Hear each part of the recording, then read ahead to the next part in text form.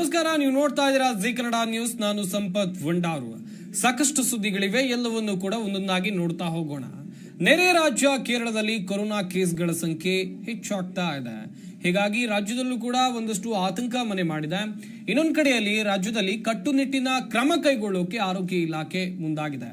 ಪ್ರಮುಖವಾಗಿ ನೋಡ್ತಾ ಹೋಗೋದಾದ್ರೆ ಟೆಸ್ಟಿಂಗ್ಗಳ ಸಂಖ್ಯೆಯನ್ನ ಹೆಚ್ಚಳ ಮಾಡೋಕೆ ಒಂದ್ ಕಡೆಯಲ್ಲಿ ಆರೋಗ್ಯ ಇಲಾಖೆ ನಿರ್ಧಾರವನ್ನ ಮಾಡಿದ್ರೆ, ಇನ್ನೊಂದು ಕಡೆಯಲ್ಲಿ ಏನು ಹೊಸ ವರ್ಷ ಬರ್ತಾ ಇದೆ, ಹೊಸ ವರ್ಷದ ಸೆಲೆಬ್ರೇಷನ್ ಕೂಡ ಅದ್ದೂರಿಯಾಗಿರುತ್ತೆ. ಈ ಹೊಸ ವರ್ಷದ ಸೆಲೆಬ್ರೇಷನ್ಗೆ ಯಾವುದೇ ಹೊಸ ಗೈಡ್ ಲೈನ್ಸ್ ಇರೋದಿಲ್ಲ ಎನ್ನುವಂಥದ್ದು ಕೂಡ ಗೊತ್ತಾಗ್ತಾ ಇದೆ ಬಿಬಿಎಂಪಿಯವರು ಹೇಳಿರೋ ಪ್ರಕಾರ. ಹಾಗಾದ್ರೆ ಈ ಕೊರೋನಾ ಸಂಬಂಧ ಯಾವೆಲ್ಲ ಕಟ್ಟುನಿಟ್ಟಿನ ಕ್ರಮವನ್ನ ಕೈಗೊಳ್ಳೋಕೆ ಬಿಬಿಎಂಪಿ ಮುಂದಾಗಿದೆ? ನಮ್ಮ ಪ್ರತಿನಿಧಿ ಭವ್ಯ ಮಾಹಿತಿ ನೀಡಿದ್ದಾರೆ, ಬನ್ನಿ ನೋಡೋಣ. ಸಿಲಿಕಾನ್ ಸಿಟಿಯಲ್ಲಿ ಕೋವಿಡ್ ಬಗ್ಗೆ ಈಗಾಗಲೇ ರಾಜ್ಯ ಸರ್ಕಾರ ಕೂಡ ಕಠಿಣ ಕ್ರಮ ಕೈಗೊಳ್ಳೋದಕ್ಕೆ ಮುಂದಾಗಿರುವಂತದ್ದು. ಪಕ್ಕದ ರಾಜ್ಯ ಕೇರಳದಲ್ಲಿ ಈಗಾಗಲೇ ಕೋವಿಡ್ ಸಂಖ್ಯೆ ಹೆಚ್ಚಳ ಹಿನ್ನೆಲೆಯಲ್ಲಿ ನಮ್ಮ ಕರ್ನಾಟಕ ರಾಜ್ಯದಲ್ಲಿ ಯಾವೆಲ್ಲ ಸೂಕ್ತ ಕ್ರಮವನ್ನು ಕೈಗೊಳ್ಳಬೇಕನ್ನೋ ನಿಟ್ಟಿನಲ್ಲಿ ನಿನ್ನೆ ಕೂಡ ಆರೋಗ್ಯ ಇಲಾಖೆ ಕೆಲವೊಂದು ಸುತ್ತೋಲೆಯನ್ನು ಹೊರಡಿಸಿತ್ತು. ಈಗಾಗಲೇ ಕೇಂದ್ರ ಸರ್ಕಾರ ಕೂಡ ಕೆಲವೊಂದು ಸುತ್ತೋಲೆಯನ್ನು ಹೊರಡಿಸಿರುವುದು 60 ವರ್ಷ ಮೇಲ್ಪಟ್ಟವರು ಮಾಸ್ಕ್ ಅನ್ನು ಹಾಕಬೇಕು, ಗರ್ಭಿಣಿ ಮಹಿಳೆಯರು ಕೂಡ ಮಾಸ್ಕ್ ಅನ್ನು ಧರಿಸಬೇಕಂತ. ಈ ನಿಟ್ಟಿನಲ್ಲಿ ಇವತ್ತು ಬಿಬಿಎಂಪಿ ತಾಂತ್ರಿಕ ಒಂದು ಆಂತರಿಕ ಸಭೆ ಕೂಡ ನಡೆದಿರುವಂತದ್ದು. ಸೊ ಈ ಸಭೆಯಲ್ಲಿ ಪ್ರಮುಖವಾಗಿ ಈ ಹಿಂದೆ ಕಳೆದ 2 ವರ್ಷಗಳ ಹಿಂದೆ ಕೊರೋನಾ ಬಂದಾಗ ಬಿಬಿಎಂಪಿ ವಾರ್ಡ್ ಮಟ್ಟದಲ್ಲಿ ಕೊರೋನಾವನ್ನ ಯಾವ ರೀತಿ ಕಂಟ್ರೋಲ್ಗೆ ತರಬಹುದು ಅನ್ನೋ ನಿಟ್ಟಿನಲ್ಲಿ ರ್ಯಾಪಿಡ್ ಟೆಸ್ಟ್ ಅನ್ನು ಕೂಡ ಮಾಡಿತ್ತು. ಹಾಗೇನೆ ಏನು ಬಿಬಿಎಂಪಿ ವಾರ್ಡ್ಗಳಲ್ಲಿ ಬರುವಂತಹ ಆಸ್ಪತ್ರೆಯಲ್ಲಿ ಬರುವಂತಹ ರೋಗದ ಲಕ್ಷಣ ಇರುವವರಿಗೆ ಟೆಸ್ಟ್ ಮಾಡುವಂತಹ ಪ್ರಕ್ರಿಯೆಯನ್ನು ಕೂಡ ಮಾಡಿತ್ತು. ಈ ನಿಟ್ಟಿನಲ್ಲಿ ಬಿಬಿಎಂಪಿ ಕೂಡ ಮುಂಜಾಗ್ರತಾ ಕ್ರಮವಾಗಿ ಆಂತರಿಕ ಸಭೆಯಲ್ಲಿ ಕೆಲವೊಂದು ವಿಚಾರಗಳನ್ನು ಕೂಡ ಚರ್ಚೆ ಮಾಡಿರುವಂತದ್ದು. ಯಾಕಂದ್ರೆ ಸಿಲಿಕಾನ್ ಸಿಟಿಯಲ್ಲಿ ಬಹಳಷ್ಟು ಜನರಿರುವಂತಹ ಪ್ರದೇಶ. ಸೊ ಜನಸಂದಣಿ ಆಗಿರ್ಬೋದು, ರೈಲ್ವೆ ಆಗಿರ್ಬೋದು, ಮೆಜೆಸ್ಟಿಕ್ ಬಸ್ ನಿಲ್ದಾಣ ಆಗಿರ್ಬೋದು, ಪ್ರಮುಖವಾಗಿ ಹೊಸ ವರ್ಷ ಹಾಗೇನೆ ಕ್ರಿಸ್ಮಸ್ ಬರ್ತಾ ಇರುವ ಕಾರಣಕ್ಕಾಗಿ ಜನಸಂದಣಿ ಜಾಸ್ತಿಯಾಗಿ ಸೇರುವ ಕಾರಣಕ್ಕಾಗಿ ಸೊ ಈ ನಿಟ್ಟಿನಲ್ಲಿ ಕೋವಿಡ್ ಕೂಡ ಬಹಳಷ್ಟು ವೇಗವಾಗಿ ಹರಡುವ ಕಾರಣಕ್ಕಾಗಿ ಯಾವ ರೀತಿ ಮುನ್ನೆಚ್ಚರಿಕಾ ಕ್ರಮವನ್ನು ಕೈಗೊಳ್ಳಬಹುದು, ಜನರು ಯಾವ ರೀತಿ ಅಂದ್ರೆ ಮಾಸ್ಕ್ ಅನ್ನು ಧರಿಸಬೇಕು, ಹಾಗೇನೆ ಜನರಿಗೆ ಒಂದು ವೇಳೆ ಕೋವಿಡ್ ಕಂಡು ಬಂದ್ರೆ ಅವರಿಗೆ ಯಾವ ರೀತಿ ಟೆಸ್ಟ್ ಅನ್ನ ಮಾಡಬಹುದು ಅನ್ನೋ ನಿಟ್ಟಿನಲ್ಲಿ ಈ ಸಭೆಯಲ್ಲಿ ಕೆಲವೊಂದು ನಿರ್ಧಾರ ಮಾಡಿರುವಂತದ್ದು. ಮುಂಬರುವಂತಹ ದಿನಗಳಲ್ಲಿ ಕೋವಿಡ್ ಒಂದು ವೇಳೆ ಹೆಚ್ಚಾದ್ರೆ ಕಠಿಣ ಕ್ರಮವನ್ನು ಕೈಗೊಳ್ಳೋದಕ್ಕೆ ಕೂಡ ಆರೋಗ್ಯ ಇಲಾಖೆ ಆಗಿರ್ಬೋದು, ಬಿಬಿಎಂಪಿ ಆಗಿರ್ಬೋದು, ಪೊಲೀಸ್ ಇಲಾಖೆ ಕೂಡ ಸಜ್ಜಾಗಿರುವಂತದ್ದು. ಮತ್ತೊಂದು ಕಡೆ ನಾಳೆ ಸಿಎಂ ನೇತೃತ್ವದಲ್ಲಿ ಸಭೆ ಕೂಡ ಇದೆ. ಈ ಸಭೆಯಲ್ಲಿ ಈಗಾಗಲೇ ಏನು ಆರೋಗ್ಯ ಇಲಾಖೆ ಅಧಿಕಾರಿಗಳಾಗಿರ್ಬೋದು, ಬಿಬಿಎಂಪಿ ಅಧಿಕಾರಿಗಳಾಗಿರ್ಬೋದು, ಪೊಲೀಸ್ ಅಧಿಕಾರಿಗಳು ಎಲ್ಲರೂ ಕೂಡ ಈ ಸಭೆಯಲ್ಲಿ ಒಮ್ಮತ ಅಭಿಪ್ರಾಯನ ಹೇಳುವಂತಹ ಸಾಧ್ಯತೆ ಕೂಡ ಇರುವಂತದ್ದು. ಅದೇ ಕೋವಿಡ್ ಒಂದು ವೇಳೆ ಹೆಚ್ಚಾದ್ರೆ ಯಾವ ರೀತಿ ಮುನ್ನೆಚ್ಚರಿಕಾ ಕ್ರಮವಾಗಿ ಸಿಲಿಕಾನ್ ಸಿಟಿಯಲ್ಲಿ ಯಾವ ರೀತಿ ಎಚ್ಚರಿಕೆಯ ಹೆಜ್ಜೆಯನ್ನು ಇಡಬಹುದು ಅನ್ನೋ ನಿಟ್ಟಿನಲ್ಲಿ ಈ ಸಭೆಯಲ್ಲಿ ಮಾಹಿತಿಯನ್ನು ಕೂಡ ಹಂಚಿಕೊಳ್ಳಲಿದ್ದಾರೆ. ಸಿಐಡಿ ಘಟಕ ದೇಶವೇ ತಿರುಗಿ ನೋಡುವಂತೆ ರಾಜ್ಯದ ಸಿಐಡಿ ಘಟಕ ಕೆಲಸವನ್ನ ಮಾಡ್ತಾ ಇದೆ. ಇಲ್ಲಿ ತರಬೇತಿಯನ್ನ ಪಡೆಯೋಕೆ ಬೇರೆ ಬೇರೆ ರಾಜ್ಯದವರು ಕೂಡ ಒಂದು ರೀತಿಯಲ್ಲಿ ಆಸಕ್ತಿಯನ್ನ ವ್ಯಕ್ತಪಡಿಸ್ತಾ ಇದ್ದಾರೆ. ಯಾಕೆ? ಈ ಬಗ್ಗೆ ಇನ್ನಷ್ಟು ಮಾಹಿತಿಯನ್ನು ಕೊಟ್ಟಿದ್ದಾರೆ ನಮ್ಮ ಪ್ರತಿನಿಧಿ ವಿಶ್ವನಾಥ್, ಬನ್ನಿ ನೋಡೋಣ. ಇಡೀ ದೇಶದಲ್ಲಿ ಎದುರಾಗ್ತಾ ಇರುವಂತಹ ಸಮಸ್ಯೆಗಳಲ್ಲಿ ಪ್ರಮುಖವಾಗಿ ಸೈಬರ್ ಕ್ರೈಮ್ಗಳು ಕೂಡ ದೊಡ್ಡ ಮಟ್ಟಕ್ಕೆ ಆಗ್ತಾ ಇರುವಂಥದ್ದು. ಅದರಲ್ಲೂ ಕೂಡ ಪ್ರಮುಖವಾಗಿ ದೇಶದಲ್ಲಿ ಕೋಟ್ಯಾಂತರ ಮಂದಿ ಆನ್ಲೈನ್ ಫ್ರಾಡ್ ಮುಖಾಂತರವಾಗಿ ಹಣವನ್ನು ಕಳೆದುಕೊಳ್ಳೋದಲ್ಲದೆ ಮಾನವನ್ನು ಕೂಡ ಕಳೆದುಕೊಳ್ಳುವಂತಹ ಪರಿಸ್ಥಿತಿಗಳು ಕೂಡ ಎದುರಾಗ್ತಾ ಇರುವಂಥದ್ದು. ಹೀಗಾಗಿ ಈ ಒಂದು ಆಯಾಮದಲ್ಲಿ ತನಿಖೆಯನ್ನು ನಡೆಸಬೇಕು. ಹಾಗೇನೆ ಪೊಲೀಸರು ಹಾಗೂ ಇನ್ನುಳಿದ ತಂತ್ರಜ್ಞರು ಸೇರಿಕೊಂಡು ಈ ಸೈಬರ್ ಸಮಸ್ಯೆಗಳನ್ನು ಕೂಡ, ಸೈಬರ್ ಹ್ಯಾಕರ್ಸ್ಗಳನ್ನು ಕೂಡ ಮತ್ತು ಸೈಬರ್ ಸಂಬಂಧಪಟ್ಟಂತಹ ಕ್ರೈಮ್ಗಳನ್ನು ಕಡಿಮೆ ಮಾಡಬೇಕು ಅನ್ನೋ ಒಂದು ನಿಟ್ಟಿನಲ್ಲಿ ಅನೇಕ ದಿನಗಳಿಂದಲೂ ಕೂಡ ಕೆಲಸವನ್ನು ಮಾಡ್ತಾನೆ ಇದ್ದಾರೆ. ಆದರೆ ಸೈಬರ್ ವಂಚಕರನ್ನ ಪತ್ತೆ ಹಚ್ಚುವಲ್ಲಿ ಪದೇ ಪದೇ ಪೊಲೀಸರು ಮತ್ತು ಅಧಿಕಾರಿಗಳು ವಿಫಲರಾಗ್ತಾ ಇದ್ದಾರೆ. ಹೀಗಾಗಿ ರಾಜ್ಯದ ಸಿಐಡಿ ಸಂಸ್ಥೆ ಏನಿದೆ ಇವತ್ತು ಇಡೀ ದೇಶವೇ ತಿರುಗಿ ನೀಡುವಂತಹ ಕೆಲಸವನ್ನು ಕೂಡ ಮಾಡ್ತಾ ಇರುವಂಥದ್ದು. ಪ್ರಮುಖವಾಗಿ ಸಿಐಡಿಯಲ್ಲಿ, ಅದರಲ್ಲೂ ಕೂಡ ರಾಜ್ಯ ಸಿಐಡಿಯಲ್ಲಿ ಅನೇಕ ತಂತ್ರಜ್ಞರನ್ನ ಇಟ್ಕೊಂಡು, ಅಂತಂದ್ರೆ ವಿದೇಶಿ ತಂತ್ರಜ್ಞರು ಇಲ್ಲಿ ಇರುವಂಥದ್ದು. ಇಸ್ರೇಲ್ನ 7 ತಜ್ಞರು, ಸೈಬರ್ ತಜ್ಞರು ಇಲ್ಲಿದ್ದಾರೆ. ಹೀಗಾಗಿ ಅವರು ಅನೇಕರಿಗೆ ಟ್ರೈನಿಂಗ್ ಕೊಡುವಂತಹ ಕೆಲಸವನ್ನು ಕೂಡ ಮಾಡ್ತಾ ಇರುವಂಥದ್ದು. ಪ್ರಮುಖವಾಗಿ ಭಾರತದಲ್ಲಿ ಕಾಡ್ತಾ ಇರುವಂಥದ್ದು ಡಾರ್ಕ್ ವೆಬ್ ಮತ್ತು ಡೀಪ್ ನೆಕ್ ನಂತಹ ಅನೇಕ ಸೈಬರ್ ವಂಚನೆ ಪ್ರಕರಣಗಳಾಗಿರಬಹುದು. ಸೈಬರ್ ವಂಚಕರು ಈ ರೀತಿಯಾಗಿ ಎಡಿಟ್ ಅನ್ನು ಮಾಡಿ ಅನೇಕ ಸೆಲೆಬ್ರಿಟಿಗಳ ಮಾನವನ್ನು ಕೂಡ ಹರಾಜು ಮಾಡಿರುವಂತಹ ಕೆಲಸಗಳು ಆಗ್ತಾ ಇದೆ. ಇನ್ನು ಡಾರ್ಕ್ ವೆಬ್ ಮುಖಾಂತರವಾಗಿ ಅನೇಕ ಮಂದಿ ಹಣವನ್ನು ಕಳೆದುಕೊಳ್ಳೋದಾಗಿರಬಹುದು. ಇನ್ನುಳಿದ ಆಯಾಮದಲ್ಲೂ ಕೂಡ ಕೆಲವೊಂದು ಬಾರಿ ಈಗ ಮೇಲ್ಗಳು ಬರೋದಾಗಿರಬಹುದು, OTP ಮುಖಾಂತರವಾಗಿ ಆಗಿರಬಹುದು, ಅನೇಕ ಬಾರಿ ಕೆಲಸವನ್ನು ಕೊಡಿಸ್ತೀನಿ ಅಂತ ವಂಚನೆ ಮಾಡೋದಾಗಿರಬಹುದು ಮತ್ತು ಬಹುಮಾನವನ್ನು ಕೊಡ್ತೀವಿ ಅನ್ನೋ ಒಂದು ನಿಟ್ಟಿನಲ್ಲೂ ಕೂಡ, ಹಾಗೇನೆ ಪೊಲೀಸರ ಹೆಸರನ್ನು ಹೇಳ್ಕೊಂಡು ನಿಮ್ಮ ವಿರುದ್ಧವಾಗಿ ಕೇಸ್ ಜಡಿತೀನಿ ಅಂತ ಹೇಳ್ಬಿಟ್ಟು ಭಯಪಡಿಸಿ ಅವರಿಂದಲೂ ಕೂಡ ಹಣವನ್ನು ವಂಚನೆ ಮಾಡುವಂತಹ ಕೆಲಸವನ್ನು ಕೂಡ ಸೈಬರ್ ವಂಚಕರು ಮಾಡ್ತಾ ಇದ್ದಾರೆ. ಇದೆಲ್ಲವನ್ನು ತಡೆಗಟ್ಟುವಂತಹ ನಿಟ್ಟಿನಲ್ಲಿ ಈಗ CID ಅಂತಂದ್ರೆ ಕರ್ನಾಟಕ CID ಏನಿದೆ ಒಂದು ಹೆಜ್ಜೆ ಮುಂದೆ ಹೋಗಿ ಅತ್ಯಾಧುನಿಕ ತಂತ್ರಜ್ಞಾನವನ್ನು ಬಳಸುವ ಮುಖಾಂತರವಾಗಿ ಅನೇಕರಿಗೆ ಟ್ರೈನಿಂಗ್ ಕೊಡುವಂತಹ ಕೆಲಸವನ್ನು ಕೂಡ ಮಾಡ್ತಾ ಇರುವಂಥದ್ದು. ಈಗಾಗಲೇ ರಾಜ್ಯದ ಪೊಲೀಸರೇನಿದ್ದಾರೆ ಅವ್ರಿಗೂ ಕೂಡ ಟ್ರೈನಿಂಗ್ ಕೊಡುವಂತಹ ಕೆಲಸ ಮಾಡ್ತಾ ಇರುವಂಥದ್ದು. ಹಾಗೇನೆ ಸೈಬರ್ ಇನ್ಸ್ಪೆಕ್ಟರ್ಗಳೇನಿದ್ದಾರೆ, ಸೈಬರ್ ಪೊಲೀಸರೇನಿದ್ದಾರೆ ಅವ್ರಿಗೂ ಕೂಡ ಆ ತಂತ್ರಜ್ಞಾನದ ಬಗ್ಗೆ ಹೇಳಿಕೊಡುವಂತಹ ಕೆಲಸವನ್ನು ಕೂಡ ಈಗ CID ಮಾಡ್ತಾ ಇದೆ. ಈಗ ಅದನ್ನ ಮುಂದುವರೆದು ಒಂದು ಹೆಜ್ಜೆ ಮುಂದೆ ಹೋಗಿ ಇಡೀ ಕೇರಳ ಪೊಲೀಸರು ಹಾಗೂ ಭಾರತೀಯ ಮಿಲಿಟರಿ ಪಡೆ ಏನಿದೆ ಅವ್ರಿಗೂ ಕೂಡ ಟ್ರೈನಿಂಗ್ ಕೊಡುವಂತಹ ನಿಟ್ಟಿನಲ್ಲೂ ಕೂಡ ಕೆಲಸಕ್ಕೆ ಕೈ ಹಾಕ್ತಾ ಇರುವಂಥದ್ದು. ಇನ್ನು ರಾಷ್ಟ್ರೀಯ ಗೃಹ ಇಲಾಖೆ ಏನಿದೆ ಅಲ್ಲಿರುವಂತಹ ಅಧಿಕಾರಿಗಳಿಗೂ ಕೂಡ ಟ್ರೈನಿಂಗ್ ಕೊಡುವಂತಹ ಕೆಲಸವನ್ನ ಇನ್ನು ಮುಂದೆ CID ಮಾಡ್ತಾ ಇದೆ. ಅದರಲ್ಲೂ ಕೂಡ ಪ್ರಮುಖವಾಗಿ ಮಿಲಿಟರಿ ಡೇಟಾ ಏನಿದೆ ಆ ಡೇಟಾಗಳನ್ನು ಕೂಡ ಗೌಪ್ಯವಾಗಿ ಇಡುವಂತಹ ಕೆಲಸವನ್ನ ಮಿಲಿಟರಿಯಲ್ಲಿ ಮಾಡಲೇಬೇಕಾಗತ್ತೆ. ಯಾವುದೇ ಡೇಟಾಗಳು ಕೂಡ ಕಾನ್ಫಿಡೆನ್ಷಿಯಲ್ ಡೇಟಾಗಳೇನಿರುತ್ತೆ ಅದು ಯಾವುದೂ ಕೂಡ ಲೀಕ್ ಆಗಬಾರ್ದು ಅನ್ನೋ ಒಂದು ನಿಟ್ಟಿನಲ್ಲಿ ಕೆಲವೊಂದು ಸೈಬರ್ ತಂತ್ರಜ್ಞಾನವನ್ನ ಕಲಿಸಿಕೊಡುವಂತಹ ಕೆಲಸವನ್ನ ಈಗ ಕರ್ನಾಟಕ CID ಮಾಡ್ತಾ ಇರುವಂಥದ್ದು. ರಾಜ್ಯ CIDಯಲ್ಲಿ ಅಂತಹ ನುರಿತ ತಂತ್ರಜ್ಞಾನವನ್ನ ಈಗ ಹೊಂದಿರುವಂಥದ್ದು. ಪ್ರಮುಖವಾಗಿ ಇದರಲ್ಲಿ ಇನ್ಫೋಸಿಸ್ ಆಗಿರ್ಬೋದು, ಹಾಗೇನೆ CID ಆಗಿರ್ಬೋದು, ಮತ್ತೊಂದು ಸಂಸ್ಥೆ ಅಂತಂದ್ರೆ ಪ್ರಮುಖವಾಗಿ DSCI ಅಂತಂದ್ರೆ data security science of India ಇವರ ಸಹಯೋಗದಲ್ಲಿ ಈಗ ಟ್ರೈನಿಂಗ್ ಕೊಡೋದಕ್ಕೂ ಕೂಡ ಸಿದ್ಧವಾಗಿರುವಂಥದ್ದು. ಇನ್ನು ಪ್ರಮುಖವಾಗಿ ಮಿಲಿಟರಿ ಡಾಟಾ ಆಗಿರ್ಬೋದು, ಡೀಪ್ ಫೇಕ್ ಏನಿದೆ ಅದರಲ್ಲೂ ಕೂಡ ಅನೇಕ ಮಂದಿ ಇತ್ತೀಚೆಗೆ ತಾನೇ ಅನೇಕ ಮಂದಿಯ ಮಾನ ಕೂಡ ಹರಾಜಾಗಿತ್ತು, ದೊಡ್ಡ ಮಟ್ಟದ ವೈರಲ್ ಕೂಡ ಆಗಿತ್ತು ಆ ಒಂದು ವಿಡಿಯೋಗಳು. ಇವನ್ನೆಲ್ಲ ಗಮನದಲ್ಲಿಟ್ಟುಕೊಂಡು CID ಈಗ ಹೊಸ ಮಟ್ಟದ ಒಂದು ತಂತ್ರಜ್ಞಾನವನ್ನು ಅಳವಡಿಕೆ ಮಾಡಿಕೊಂಡು ಎಲ್ಲರಿಗೂ ಕೂಡ ಟ್ರೈನಿಂಗ್ ಕೊಡುವಂತಹ ಕೆಲಸಕ್ಕೂ ಕೂಡ ಮುಂದಾಗಿರುವಂಥದ್ದು. ಅಂತಂದ್ರೆ ಪ್ರಮುಖವಾಗಿ ಇಲ್ಲಿವರೆಗೂ 58 ನ್ಯಾಯಾಂಗ ಅಧಿಕಾರಿಗಳಾಗಿರ್ಬೋದು, 31 ಸೆನ್ಸ್ ಪೊಲೀಸ್ ಠಾಣೆ ಇನ್ಸ್ಪೆಕ್ಟರ್ಗಳಾಗಿರ್ಬೋದು, ಹಾಗೇನೆ 30 ನ್ಯಾಯಾಂಗ ಅಕಾಡೆಮಿ ಮತ್ತು 975 ಶಿಕ್ಷಣ ಸಂಸ್ಥೆಗಳಿಗೆ ಈಗಾಗಲೇ ಸೈಬರ್ ತಂತ್ರಜ್ಞಾನದ ಬಗ್ಗೆ ಮತ್ತು ಸೈಬರ್ ವಂಚನೆಯನ್ನ ತಡೆ ಹಿಡಿಯುವಂತಹ ನಿಟ್ಟಿನಲ್ಲಿ ಏನೆಲ್ಲ ಕೆಲಸಗಳನ್ನ ಮಾಡಬೇಕು ಆ ನಿಟ್ಟಿನಲ್ಲಿ ಈಗಾಗಲೇ ಟ್ರೈನಿಂಗ್ ಅನ್ನು ಕೂಡ ಕೊಡಲಾಗಿರುವಂಥದ್ದು. ಈ ಮುನ್ನ ಏನು ನ್ಯಾಯಾಧೀಶರಾಗಿರಬಹುದು ಅಧಿಕಾರಿಗಳಿಗೆ ಹಾಗೇನೆ ಸೈಬರ್ ರಾಜ್ಯದ ಸೆಂಟ್ ಪೊಲೀಸರಿಗೂ ಕೂಡ ಏನು ಟ್ರೈನಿಂಗ್ ಅನ್ನು ಕೊಟ್ಟಿದೆ. ಈಗಾಗಲೇ ಅನೇಕ ಕೇಸ್ಗಳನ್ನ ಬಗೆಹರಿಸುವಂತಹ ನಿಟ್ಟಿನಲ್ಲೂ ಕೂಡ ಪೊಲೀಸರು ಕೂಡ ಕಾರ್ಯವನ್ನು ನಿರ್ವಹಿಸ್ತಾ ಇದ್ದಾರೆ. ಇನ್ನು ನ್ಯಾಯಾಧೀಶರಿಗೂ ಕೂಡ ಟೆಕ್ನಿಕಲ್ ಆಗಿ ಏನೆಲ್ಲ ತಿಳ್ಕೊಳ್ಬೇಕು ಅದನ್ನೆಲ್ಲವನ್ನೂ ತಿಳಿದುಕೊಂಡು ಕಾರ್ಯವನ್ನು ನಿರ್ವಹಿಸ್ತಾ ಇದ್ದಾರೆ. ಇನ್ನು ಅಧಿಕಾರಿಗಳ ಮಟ್ಟದಲ್ಲೂ ಕೂಡ ಇದು ತುಂಬಾ ಹೆಲ್ಪ್ ಆಗ್ತಾ ಇರುವಂಥದ್ದು. ಹೀಗಾಗಿ CID ಸೈಬರ್ ಕ್ರೈಮ್ ತರಬೇತಿ ದೇಶಕ್ಕೆ ಮಾದರಿಯಾಗಿದೆ. ಹೀಗಾಗಿ ರಾಷ್ಟ್ರೀಯ ಗೃಹ ಇಲಾಖೆ ಏನಿದೆ, ಹಾಗೇನೆ ಕೇರಳ ಪೊಲೀಸರೇನಿದ್ದಾರೆ, ಹಾಗೇನೆ ಇನ್ನುಳಿದ ಅಂತಂದ್ರೆ ಕರ್ನಾಟಕದಲ್ಲಿ ಇರುವಂತಹ ಕೆಲ ಅಧಿಕಾರಿಗಳಿಗೂ ಕೂಡ ಇನ್ನೂ ಟ್ರೈನಿಂಗ್ ಬಾಕಿ ಇದೆ. ಅವರೆಲ್ಲರಿಗೂ ಕೂಡ ಟ್ರೈನಿಂಗ್ ಅನ್ನು ನೀಡುವ ಮುಖಾಂತರವಾಗಿ ಒಂದು ಮುಂದಿನ ದಿನಮಾನಗಳಲ್ಲಿ ಸೈಬರ್ ವಂಚನೆಯನ್ನ ಯಾವ ರೀತಿಯಾಗಿ ತಡೆಯಬೇಕು, ಸೈಬರ್ ವಂಚನೆ ಆದ್ರೆ ಅದು ಯಾವ ರೀತಿಯಾಗಿ ಅದನ್ನ ಸಾಲ್ವ್ ಮಾಡಬೇಕು ಅನ್ನೋ ನಿಟ್ಟಿನಲ್ಲಿ ಕೆಲವೊಂದು ಮಾಹಿತಿಗಳನ್ನು ಕೂಡ ಕೊಡಲಾಗ್ತಾ ಇದೆ. ಅದರಲ್ಲೂ ಕೂಡ ಪ್ರಮುಖವಾಗಿ ವಿದೇಶದ ಅನೇಕ ತಂತ್ರಜ್ಞರು ನಮ್ಮ ಸೈಬರ್ ಎಕ್ಸ್ಪರ್ಟ್ಸ್ ನಮ್ಮ ಕಡೆ ಇದ್ದಾರೆ ರಾಜ್ಯದ CID ವಿಭಾಗದಲ್ಲಿ. ಹೀಗಾಗಿ ಅವರಿಂದ ಟ್ರೈನಿಂಗ್ ಕೊಡಿಸುವಂತಹ ಕೆಲಸವನ್ನು ಕೂಡ ಮಾಡ್ತಾ ಇರುವಂಥದ್ದು. ಇನ್ನು ಪ್ರಮುಖವಾಗಿ ಒಟ್ಟಾರೆಯಾಗಿ ಸೈಬರ್ ವಂಚನೆಯಲ್ಲಿ ಹಣವನ್ನು ಕಳೆದುಕೊಳ್ಳೋರಾಗಿರಬಹುದು, ಇನ್ನುಳಿದ ಜನ ಏನೆಲ್ಲ ಸೈಬರ್ ಪ್ರತಿದಿನವೂ ಕೂಡ ಲಕ್ಷಾಂತರ ರೂಪಾಯಿ ಹಣವನ್ನು ಕಳೆದುಕೊಳ್ತಾನೆ ಇದ್ದಾರೆ. ಹೀಗಾಗಿ ಅವರೆಲ್ಲರೂ ಕೂಡ ಅಂದ್ರೆ ಸಾರ್ವಜನಿಕವಾಗಿ ಅರಿವು ಮೂಡಿಸುವಂತಹ ಕೆಲಸವನ್ನು ಪೊಲೀಸ್ ಇಲಾಖೆ ಅನೇಕ ಬಾರಿ ಮಾಡ್ತಾನೆ ಇದೆ. ಯಾರು ಕೂಡ ವಂಚನೆಗೆ ಒಳಗಾಗಬೇಡಿ, ಯಾರು ಕೂಡ ಯಾಮಾರಬೇಡಿ ಅನ್ನೋ ಒಂದು ನಿಟ್ಟಿನಲ್ಲೂ ಕೂಡ ಅನೇಕ ಬಾರಿ ಎಚ್ಚರಿಕೆಯನ್ನು ಕೂಡ ಕೊಟ್ಟಿರುವಂಥದ್ದು. ಆದ್ರೂ ಕೂಡ ಜನ ಅದರಲ್ಲೂ ಕೂಡ ವಿದ್ಯಾವಂತರೇ ಸೈಬರ್ ವಂಚನೆಗೆ ಒಳಗಾಗ್ತಾ ಇರುವಂಥದ್ದು ನಿಜಕ್ಕೂ ಘೋರವೇ ಸರಿ. ಹೀಗಾಗಿ ಸಾರ್ವಜನಿಕರಿಗೂ ಕೂಡ ಇದರ ಬಗ್ಗೆ ಅರಿವು ಇರಬೇಕಾಗತ್ತೆ, ಸಾರ್ವಜನಿಕರಿಗೂ ಕೂಡ ಇದರ ಬಗ್ಗೆ ಮನವರಿಕೆ ಮಾಡ್ಕೊಳ್ಬೇಕಾಗತ್ತೆ. ಯಾರು ಕೂಡ ಅನಾವಶ್ಯಕವಾಗಿ ನಮಗೆ ದುಡ್ಡನ್ನು ಯಾರೂ ಕೂಡ ಕೊಡೋದಿಲ್ಲ, ಹಾಗೇನೆ ಜಾಬನ್ನು ಯಾರು ಕೊಡೋದಿಲ್ಲ. ಏನಾದರೂ ಲಾಭಾಂಶವನ್ನು ಇಟ್ಕೊಂಡು ಈ ರೀತಿಯಾದಂತಹ ಕೆಲಸವನ್ನು ಕೊಡಿಸುವಂತಹ ಕೆಲಸವನ್ನ ಅನೇಕ ಮಂದಿ ಮಾಡ್ತಾನೆ ಇರ್ತಾರೆ.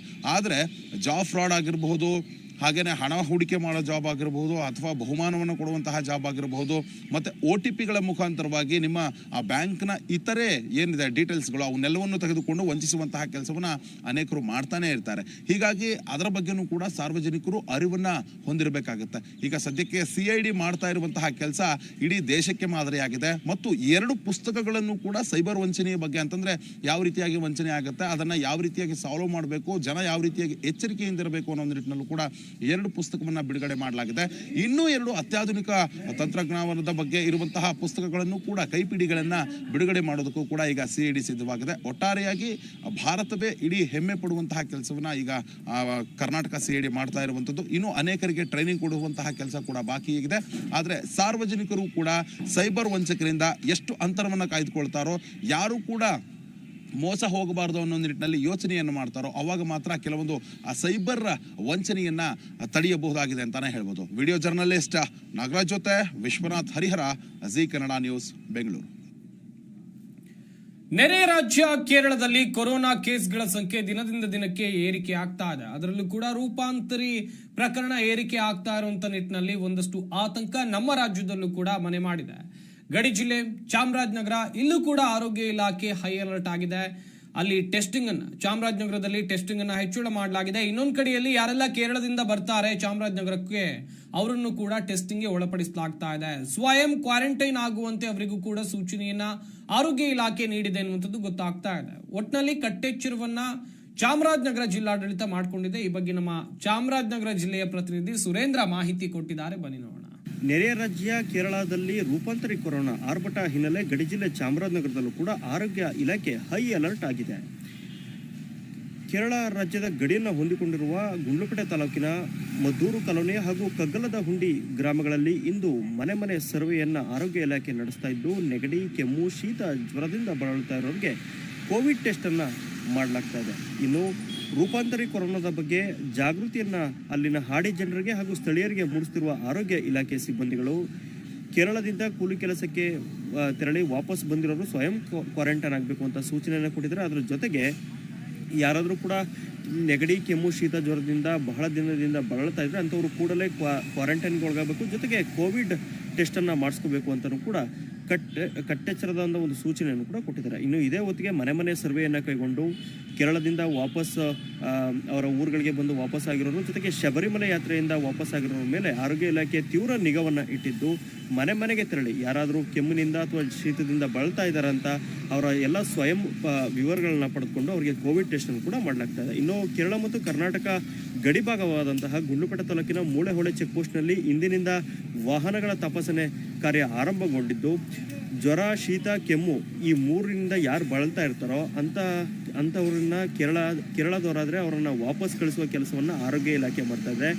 ಒಂದು ವೇಳೆ ಅವರು ಕನ್ನಡಿಗರೇ ಆಗಿದ್ರೆ ಅವರ ಮೇಲೆ ನಿಗಾವನ್ನು ಇಟ್ಟು ಅವರ ಸ್ವಯಂ ಎಲ್ಲ ಪ್ರತಿ ವಿವರಗಳನ್ನು ಪಡೆದುಕೊಂಡು ಅವರನ್ನು ಕರ್ನಾಟಕಕ್ಕೆ ಬರಮಾಡ್ಕೊಳ್ಳಲಾಗ್ತದೆ. ಜೊತೆಗೆ ಅವ್ರಿಗೂ ಕೂಡ ಕೋವಿಡ್ ಟೆಸ್ಟನ್ನು ಮಾಡಲಾಗ್ತಾ ಇದೆ.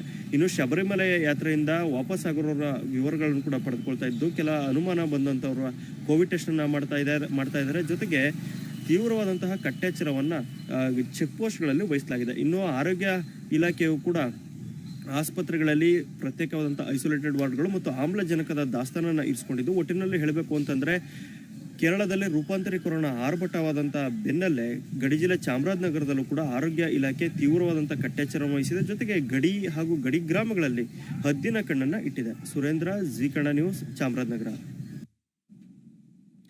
ಮಾಜಿ ಸಂಸದರಾಗಿರುವಂತಹ ಶಿವರಾಮೇಗೌಡರು ಮಾಜಿ ಸಿಎಂ ಎಚ್.ಡಿ. ಕುಮಾರಸ್ವಾಮಿ ಅವರ ವಿರುದ್ಧ ಆಕ್ರೋಶವನ್ನ ವ್ಯಕ್ತಪಡಿಸಿದ್ರು.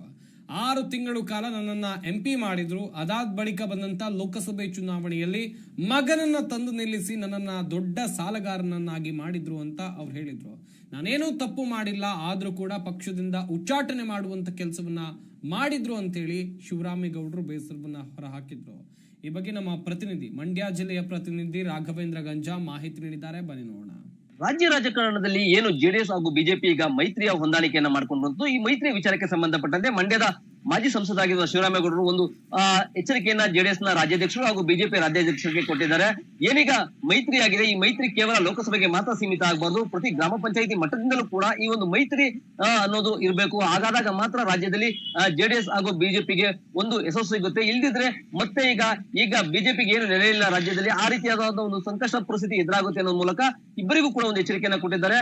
ಮಂಡ್ಯದಲ್ಲಿ ಈ ವಿಚಾರಕ್ಕೆ ಸಂಬಂಧಪಟ್ಟಂತೆ ನಾಗಮಂಗಲದ ತಮ್ಮ ನಿವಾಸದಲ್ಲಿ ಸುದ್ದಿಗೋಷ್ಠಿಯಲ್ಲಿ ಮಾತನಾಡುವಂತ ಶಿವರಾಮೇಗೌಡರು ಈ ವಿಚಾರಕ್ಕೆ ಸಂಬಂಧಪಟ್ಟಂತೆ ಬಿಜೆಪಿ ರಾಜ್ಯಾಧ್ಯಕ್ಷರಾಗಿರುವ ವಿಜಯೇಂದ್ರ ಅವರಿಗೆ ಈ ಮೂಲಕ ಎಚ್ಚರಿಕೆಯನ್ನ ಕೊಡುವ ಮೂಲಕ ಬಿಜೆಪಿ ಅನ್ನೋದು ಏನೀಗ ಪಕ್ಷದಲ್ಲಿ ದೇಶದಲ್ಲಿ ಇದ್ರೂ ಕೂಡ ರಾಜ್ಯದಲ್ಲಿ ಬಿಜೆಪಿಗೆ ಅಷ್ಟು ಪ್ರಬಲ ಒಂದು ಸಿಗ್ತಾ ಇಲ್ಲ. ಹಾಗಾಗಿ ಕೂಡ ಈ ಒಂದು ಏನು ಮೈತ್ರಿಯನ್ನ ಮಾಡ್ಕೊಂಡಿದೆ, ಮೈತ್ರಿ ಲೋಕಸಭೆಗೆ ಮಾತ್ರ ಸೀಮಿತ ಆಗಬಾರ್ದು, ಅದು ರಾಜ್ಯದ ಎಲ್ಲ ಪ್ರತಿ ಗ್ರಾಮ ಪಂಚಾಯಿತಿ ಮತ್ತು ಏನು ತಾಲೂಕು ಮಟ್ಟದಲ್ಲೂ ಕೂಡ ಆದಾಗ ಮಾತ್ರ ಅದಕ್ಕೆ ಒಂದು ಯಶಸ್ಸು ಸಿಗುತ್ತೆ ಅನ್ನೋದನ್ನ ಹೇಳುವುದು ಜೊತೆಗೆ ಇನ್ನೊಂದು ವಿಷಯವನ್ನು ಕೂಡ ಪ್ರಮುಖವಾಗಿ ಹೇಳಿದ್ದಾರೆ.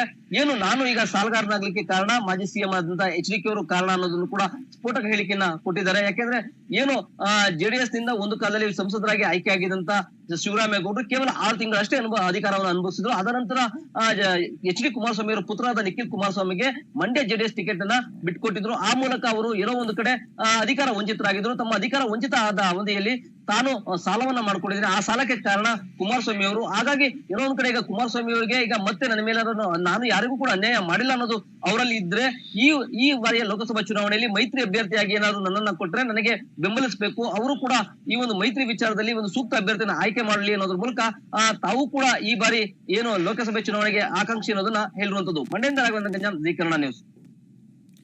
ಕಲಬುರಗಿಯ ಸೆಂಟ್ರಲ್ ಜೈಲ್ನಲ್ಲಿ, ಈ ಜೈಲ್ನಲ್ಲಿ ಸಾಕಷ್ಟು ನಟೋರಿಯಸ್ಗಳಿದ್ದಾರೆ.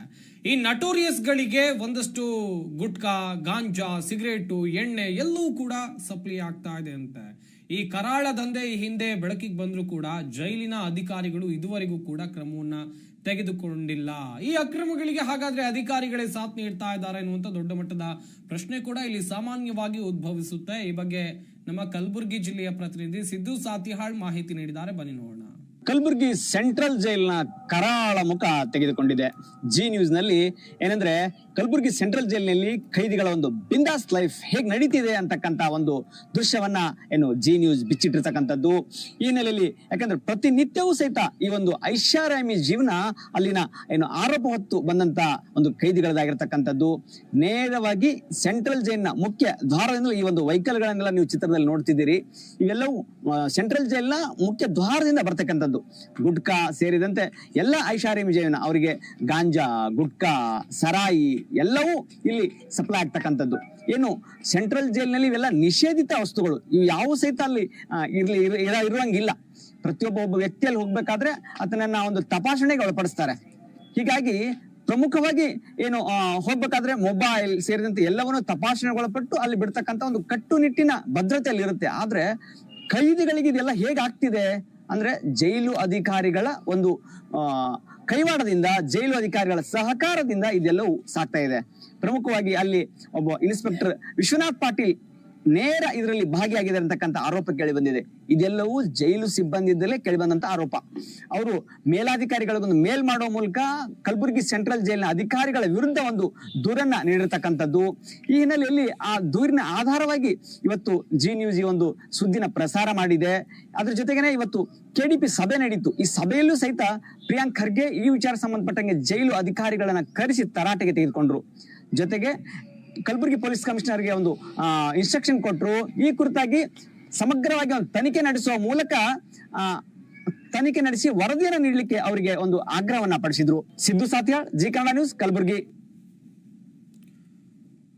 ಇಂಡಿಯಾ ಮೈತ್ರಿ ಒಕ್ಕೂಟದಿಂದ ಮಲ್ಲಿಕಾರ್ಜುನ್ ಖರ್ಗೆ ಅವರು ಪ್ರಧಾನಮಂತ್ರಿ ಆಗ್ಲಿ ಅಂತೇಳಿ ಮಮತಾ ಬ್ಯಾನರ್ಜಿ ಅವರು ಸಭೆಯಲ್ಲಿ ಪ್ರಸ್ತಾಪವನ್ನು ಮಾಡಿದ್ರು.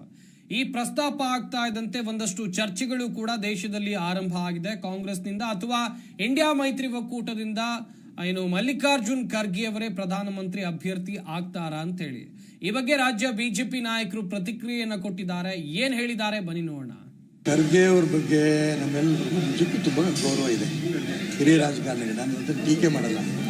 ಆದರೆ ಸೋಲ್ಸಕ್ಕೆ ಯಾಕೆ ನಿಲ್ಲಿಸ್ತಾರೆ ಅಂತ ಸುಮ್ಮನೆ ಅವ್ರಿಗೆ ಮೂಗಿ ತುಪ್ಪ ಹಚ್ಚಿ ದೇಶದಲ್ಲಿ ದಲಿತರಿಗೆ, ಹಿಂದುಳಿದವರಿಗೆ ಈ ಕಾಂಗ್ರೆಸ್ ಇದೇ ರೀತಿ ದುರುಪಯೋಗ ಮಾಡ್ಕೊತಾನೇ ಬಂದಿರೋದು ಮುಂಚೆಯಿಂದನೂ ಕೂಡ, ಇವತ್ತಲ್ಲ. ಇವತ್ತು ಅವ್ರ ಖರ್ಗೆ ಅವ್ರು ತಕ್ಷಣ ಉತ್ತರ ಕೊಟ್ಟರೆ ನಂಗೆ ತುಂಬ ಸಂತೋಷ ಆಯಿತು. ಮುಂಚೆ ಗೆಲ್ಲನಪ್ಪ ಆಮೇಲೆ ನೋಡೋಣ ಅಂತ. ಇದರ ಅರ್ಥ ಏನು? ಮೋದಿ ಎಲ್ಲರೂ ಈ ಮಾತು ಹೇಳ್ತಾರಾ? ಏನ್ ಸರ್? ಬಿಜೆಪಿ ವಿರುದ್ಧ ಅಲ್ಲ, ದಲಿತರ ವಿರುದ್ಧ. ದಲಿತರನ್ನ, ಹಿಂದುಳಿದವ್ರನ್ನ ನಂಬಿಸಿ ಮೋಸ ಮಾಡಿ ಕಾಂಗ್ರೆಸ್ ಇಷ್ಟು ವರ್ಷ ಈ ದೇಶದಲ್ಲಿ ಆಡಳಿತ ನಡೆಸ್ತು. ಈ ಮತ್ತೊಬ್ಬ ದಲಿತರನಿಗೆ ಮೋಸ ಮಾಡ್ತಾರೆ. ಈಗ ರಾಹುಲ್ ಗಾಂಧಿ ಅವರು ಮುಂದಿನ ಪ್ರಧಾನಿ ಅಂದವ್ರು ಈಗ ಏನು ಹೇಳ್ತಾರೆ ಅಂತ ನಮ್ಗೆ ಗೊತ್ತಿಲ್ಲ. ಕರ್ನಾಟಕದಲ್ಲಿ ಕಾಂಗ್ರೆಸ್ ಮುಖಂಡರಲ್ಲ ರಾಹುಲ್ ಗಾಂಧಿ ಮುಂದಿನ ನಮ್ಮ ಪ್ರಧಾನಿ ಅಂತ ಹೇಳ್ತಾ ಇದ್ರು. ಅವರು ಮಲ್ಲಿಕಾರ್ಜುನ್ ಖರ್ಗೆ ಅವ್ರನ್ನ ಒಪ್ತಾರ ಅನ್ನೋದನ್ನ ಅವ್ರು ಹೇಳಿ, ಆ ನಂತರ ನಾವು ಚರ್ಚೆ ಮಾಡೋಣ.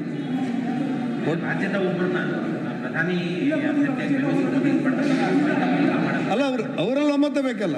ಈಗ ಈ ಅವರ ಒಕ್ಕೂಟ ಇದೆಯಲ್ಲ, ಕಾಂಗ್ರೆಸ್ ಒಕ್ಕೂಟ ಇದೆಯಲ್ಲ, ಆ ಒಕ್ಕೂಟದಲ್ಲಿ ಅವರು ಪ್ರಕಟಿಸುವ ಮುಂಚೆ ರಾಹುಲ್ ಗಾಂಧಿ ನಮ್ಮ ಮುಂದಿನ ಪ್ರಧಾನ ಅಭ್ಯರ್ಥಿ ಅಂತ ಹೇಳಿ ಇಲ್ಲೆಲ್ಲ ಕಾಲ್ನಡಿಗೆ ಜಾಥಾ ಆಗುವಾಗ, ಮೆರವಣಿಗೆ ಆಗುವಾಗ, ಸಭೆ ಆಗುವಾಗ, ಸಮಾರಂಭ ಆಗುವಾಗ ಸಿದ್ದರಾಮಯ್ಯನವರು ಮತ್ತು DK ಶಿ ಅವರು ರಾಜಾರೋಷವಾಗಿ ಹೇಳಿದಂಥ ಮಾಹಿತಿಗಳು ನಮ್ಮಲ್ಲಿ ಲಭ್ಯ ಇದೆ.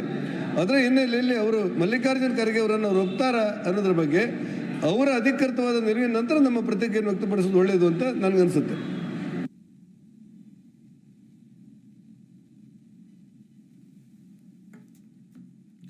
ಇನ್ನೊಂದ್ ಕಡೆ ಬಿಜೆಪಿ ಹಾಗೇನೆ JDS ಮೈತ್ರಿ ಹಿಂದೆ ಫೈನಲ್ ಆಗುತ್ತಾ ಎನ್ನುವಂತ ದೊಡ್ಡ ಮಟ್ಟದ ಲೆಕ್ಕಾಚಾರ.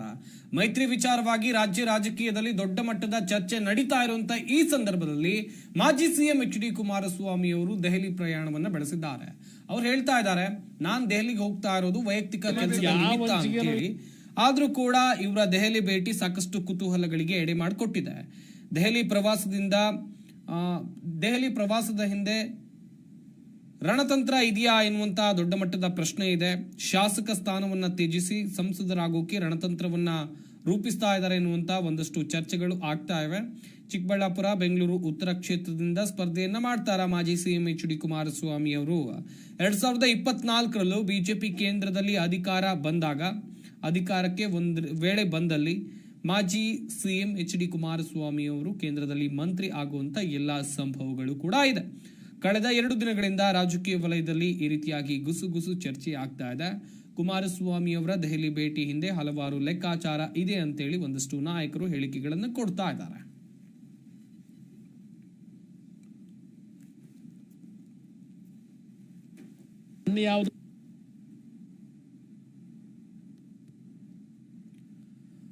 ಮಾಜಿ CM HD ಕುಮಾರಸ್ವಾಮಿ ಅವರು ದೆಹಲಿಗೆ ಪ್ರಯಾಣವನ್ನ ಬೆಳೆಸಿದ್ದಾರೆ. ಪ್ರಯಾಣ ಬೆಳೆಸೋದಕ್ಕಿಂತ ಮುಂಚಿತವಾಗಿ ಅವರು ಮಾಧ್ಯಮದವರೊಂದಿಗೆ ಮಾತನಾಡಿದ್ರು. ನಾನು ಹೋಗ್ತಾ ಇರೋದು ವೈಯಕ್ತಿಕ ಕಾರಣಕ್ಕಾಗಿ ಅಂತ ಅವ್ರು ಹೇಳಿದ್ರು. ಕೆಂಪೇಗೌಡ ಏರ್ಪೋರ್ಟ್ ನಿಂದ HDK ದೆಹಲಿಗೆ ಪ್ರಯಾಣವನ್ನ ಬೆಳೆಸಿದ್ರು. ನಾನು ದೆಹಲಿಗೆ ಹೋಗ್ತಾ ಇದ್ದೇನೆ, ಇದರಲ್ಲಿ ಯಾವುದೇ ವಿಶೇಷತೆ ಇಲ್ಲ. ನಾನು ವೈಯಕ್ತಿಕ ಕೆಲಸದ ನಿಮಿತ್ತ ದೆಹಲಿಗೆ ತೆರಳುತ್ತಾ ಇರೋದು. ದೆಹಲಿಯಿಂದ ಬಂದ ನಂತರ ಎಲ್ಲವನ್ನ ಮಾತನಾಡ್ತೇನೆ ಅಂತ ದೇವನಹಳ್ಳಿ ಏರ್ಪೋರ್ಟ್ ನಲ್ಲಿ HD ಕುಮಾರಸ್ವಾಮಿ ಅವರು ಹೇಳಿಕೆಯನ್ನು ಕೊಟ್ಟಿದ್ದಾರೆ.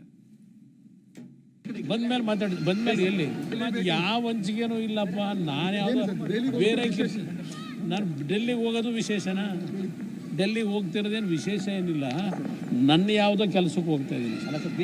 ಏನಿಲ್ಲ ಆ ಥರ ಯಾವುದೂ ಇಲ್ಲ. ಈಗ ಬಂದ್ಮೇಲೆ ಎಲ್ಲಿ ಯಾವ ವಂಚಿಕೆನೂ ಇಲ್ಲಪ್ಪ. ನಾನು ಯಾವ್ದೋ ಬೇರೆ ನಾನು ಡೆಲ್ಲಿಗೆ ಹೋಗೋದು ವಿಶೇಷನಾ? ಡೆಲ್ಲಿಗೆ ಹೋಗ್ತಿರೋದೇನು ವಿಶೇಷ. ಇನ್ನೊಂದು ಕಡೆಯಲ್ಲಿ ಬಿಜೆಪಿಗೆ ಎಷ್ಟು ಸೀಟು, JDSಗೆ ಎಷ್ಟು ಸೀಟು, ಈ ರೀತಿಯಾಗಿ ಸೀಟ್ ಹಂಚಿಕೆ ಬಗ್ಗೆ ಒಂದಷ್ಟು ಕುತೂಹಲಗಳು ಕೂಡ ಇದೆ. ಈ ಬಗ್ಗೆ ಮುರುಗೇಶ್ ನಿರಾಣಿ ಅವರು ಕೂಡ ಮಾತನಾಡಿದ್ದಾರೆ. ದೇವನಹಳ್ಳಿ ಏರ್ಪೋರ್ಟ್ ನಲ್ಲಿ ಮುರುಗೇಶ್ ನಿರಾಣಿ ಹೇಳಿಕೆಯನ್ನು ಕೊಟ್ಟಿರುವಂತದ್ದು. ಲೋಕಸಭೆಗೆ ರಾಜ್ಯದಲ್ಲಿ 28ಕ್ಕೆ 28 ಕ್ಷೇತ್ರದಲ್ಲಿ ಗೆಲ್ಲುವ ಗುರಿ ಇದೆ. ಸೀಟು ಹಂಚಿಕೆ ಬಗ್ಗೆ ಅಮಿತ್ ಶಾ, JP ನಡ್ಡಾ ತೀರ್ಮಾನವನ್ನ ಮಾಡ್ತಾರೆ. ರಾಜ್ಯದಲ್ಲಿ 2 ಪಕ್ಷಗಳು ಗೆಲ್ಲುವ ಪರಿಸ್ಥಿತಿಯಲ್ಲಿ ಇವೆ.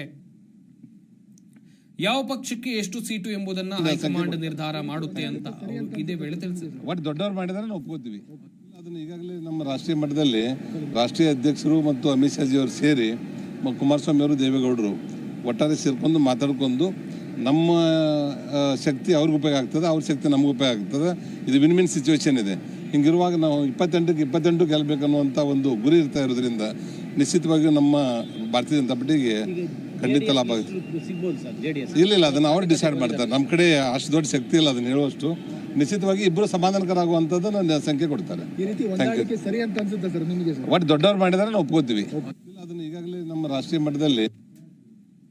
ಇದು ಈ ಕ್ಷಣದ ನ್ಯೂಸ್ ಅಪ್ಡೇಟ್ಸ್. ನೋಡ್ತಾ ಇರಿ ಜಿ ಕನ್ನಡ ನ್ಯೂಸ್, ಸತ್ಯವೇ ಸುದ್ದಿಯ ಜೀವಾಳ.